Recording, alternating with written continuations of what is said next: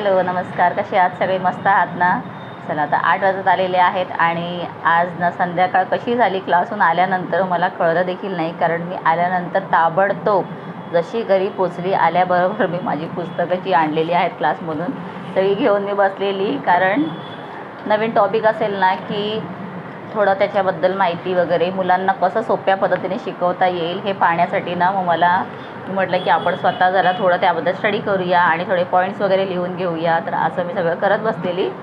तर आता जस्ट उठली, त्याच्यानंतर भांडी घासायची होती, थोडी भांडी वगैरे घासून घेतली. पुन्हा मी आता पुस्तकं घेतलेली आहेत कारण विचार केला की ह्याच्या पुढचा टॉपिक करूया, बट मला त्याच्या आधी करायचा आहे स्वयंपाक.